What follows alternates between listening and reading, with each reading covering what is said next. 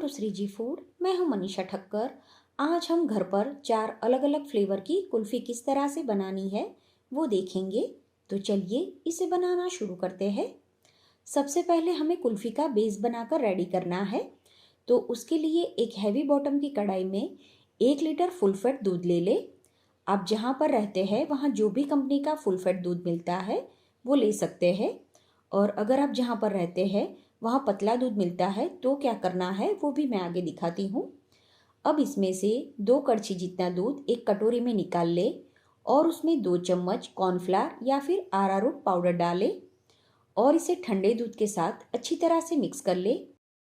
तो जो बाकी का दूध हमने गर्म करने के लिए रखा था वो थोड़ा गर्म हो गया है, तो कॉर्नफ्लावर वाला मिश्रण इसमें डाल देंगे और फिर इसे चलाते हुए 5 से 7 मिनट तक उबालेंगे। फिर दूसरी कटोरी में मैंने 1 कड़छी जितना दूध पहले ही अलग कर लिया था और ये दूध भी ठंडा ही है। तो ठंडे दूध में 1/4 कप जितना मिल्क पाउडर डालेंगे और मिल्क पाउडर दूध के साथ मिक्स हो जाए उसके बाद इसे गर्म दूध में ऐड कर देंगे। बताया उस तरह से अगर आप पतले दूध का इस्तेमाल करते हैं तो यहाँ पर आपको मिल्क पाउडर की क्वांटिटी बढ़ा देनी है। अगर आप पतला दूध लेते हैं तो आपको आधा कप मिल्क पाउडर यूज़ करना है, बाकी की प्रोसेस सेम रहेगी। फिर इसी तरह से हमें दूध अराउंड 30% तक उबल जाए तब तक उबालना है और फिर इसमें 150 ग्राम चीनी डालेंगे। चीनी की क्वांटिटी आप अपने घर के स्वाद अनुसार कम ज़्यादा कर सकते हैं।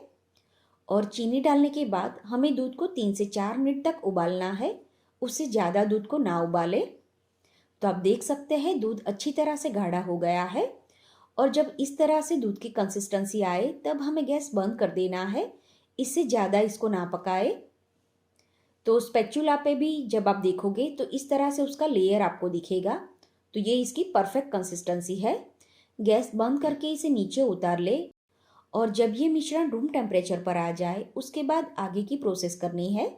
तो आप देख सकते हैं कुल्फ़ी का मिश्रण ठंडा हो गया है। अगर आपको एक ही फ्लेवर की कुल्फ़ी बनानी है तो वो फ्लेवर आप इसी में ऐड कर सकते हैं। अभी हम 4 फ्लेवर की कुल्फ़ी बनाने वाले हैं, तो इस तरह से मैंने इसे 4 हिस्सों में डिवाइड कर दिया है। तो सबसे पहले हम अंजीर वॉलनट कुल्फ़ी बनाएंगे। तो उसके लिए मैंने 3 भिगाए हुए अंजीर को रफली मिक्सी में पीस लिया है। तो कुल्फ़ी का एक हिस्सा हम इसमें ऐड कर देंगे और फिर इसे अच्छी तरह से मिक्स कर लेंगे। फिर इसमें 2 चम्मच वॉलनट का चूरा डालना है और फिर इसे मिक्स कर ले। ये मिक्स हो जाए उसके बाद आप इसे किसी कटोरी में या फिर मोल्ड में निकाल ले और इसे लेवल में करने के बाद इसे अच्छी तरह से कवर कर देना है।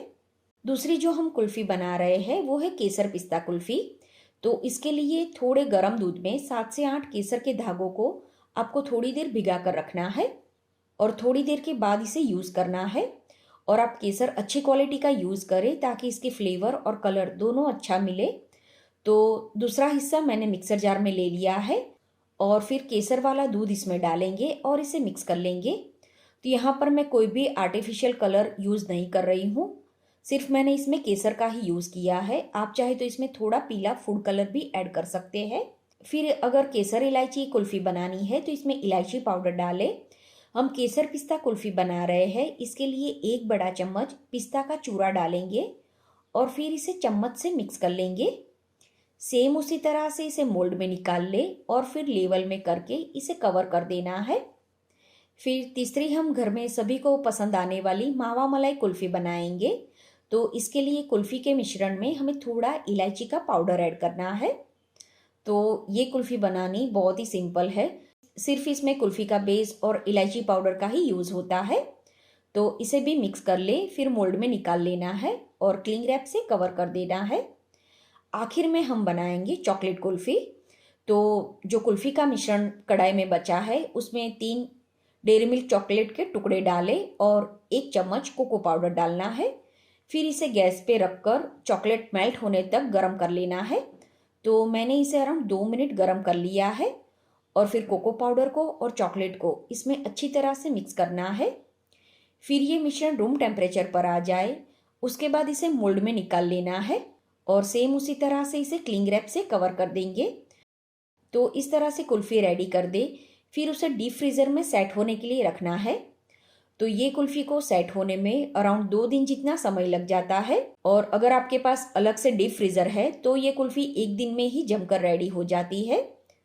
तो मैंने ये कुल्फी को डीप फ्रीज़र में रख दिया था और अब इसे चेक कर लेते हैं।